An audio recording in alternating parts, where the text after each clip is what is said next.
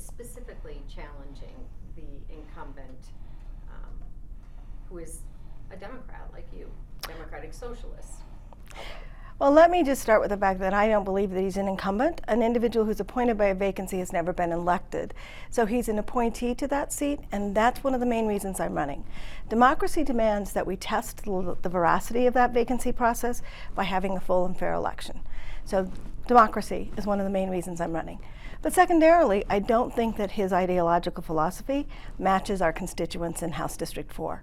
I've been working in that district as the captain of the House District for many years, and I know my community. It's not socialist. So what are your top priorities if you're elected?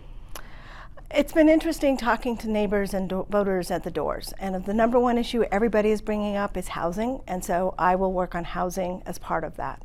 I also hear transportation has come up as an issue that I wouldn't have had initially in my top 3 lists, but it is something, especially with this last legislature and the governor trying to take away the elected officials with RTD, and the fact that our district has one of the highest number of RTD buses that runs through the district.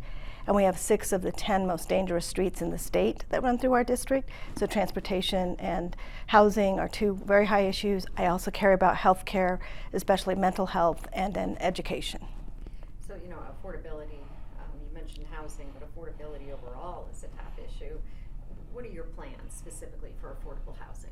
Well, what I want to tackle is something that I've heard at the doors, because we have a lot of seniors in our community, and those seniors were particularly hard hit with the 33% tax increase this last cycle.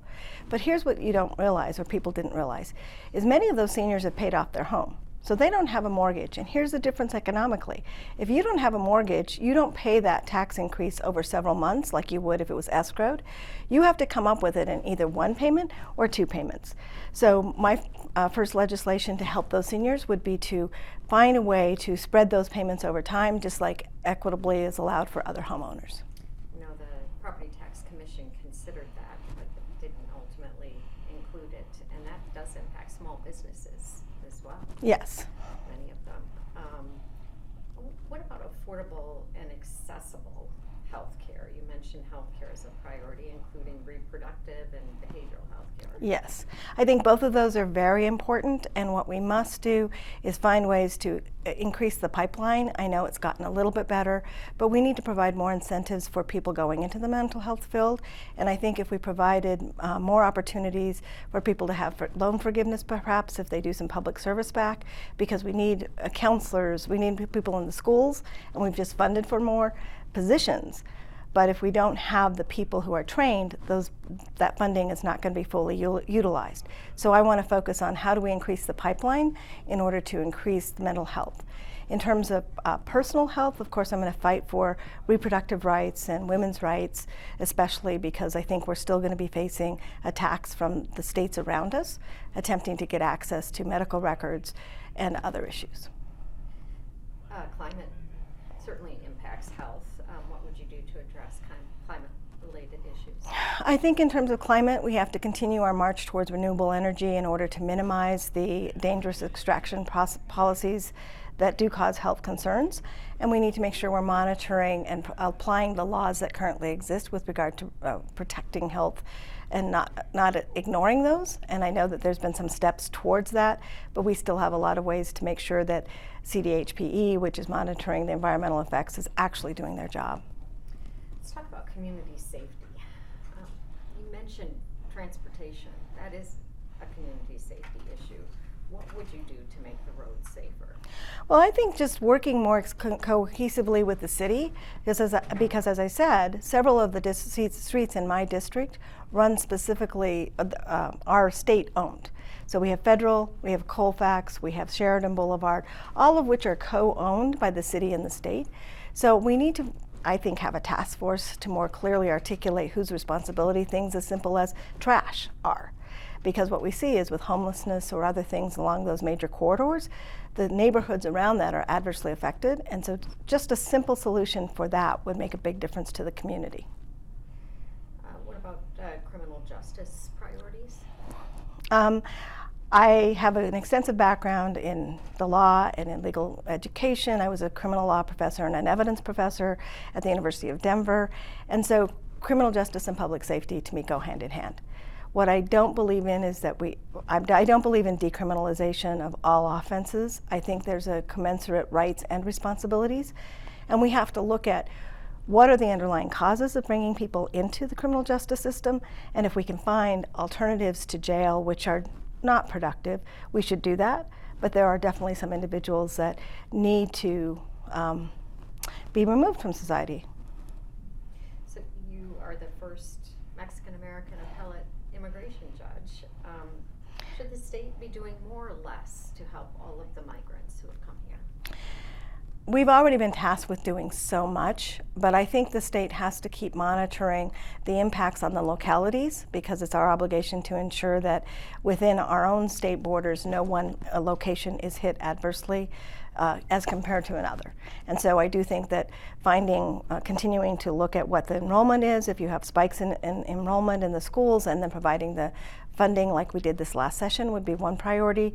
I think we also have to continue to put the pressure on the federal delegation to ensure that they are making changes and that they understand the significance of not making changes.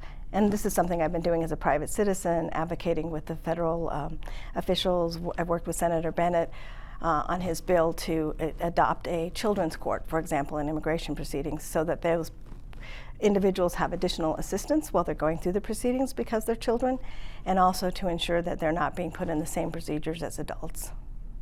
Are there racial equity policies that you would pursue? I'm sure that there are. My whole life and background has been about pursuing diversity, inclusion, equity, justice, and I'm driven. I put that all under the umbrella of social justice. I'm driven by that, and so my philosophy is to work for the common good. And in order to do that, we have to look at the disparities. When I was a law professor at the University of Denver, I was on the cutting edge of what was called LACRIT theory, which is a spin-off of critical race theory. So we were the first generation of Latino and Latina professors into the legal academy, and critical race theory was just being rolled out. And what we did as scholars of color, in concert with our African American colleagues at the law schools, was talk about the additional intersectionality of gender and other races besides just African American.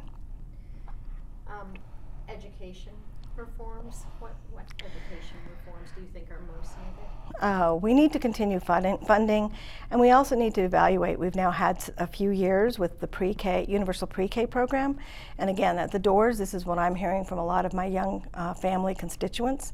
It's astounding that we think that 2 hours a day of universal pre-K is going to help anybody.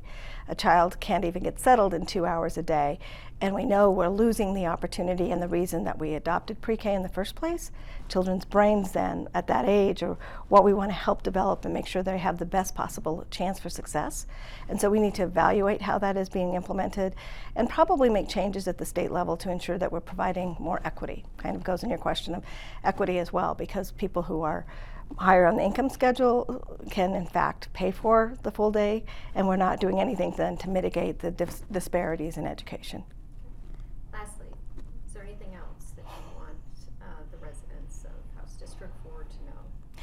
I think the residents have an opportunity in this cycle to elect an individual who has the experience, the background, and the commitment to do this job, to listen to them. As I say, I'm running to unify the community through leadership, tenacity, and experience. I think I can bring that to them, and I will do that only in concert with the voters.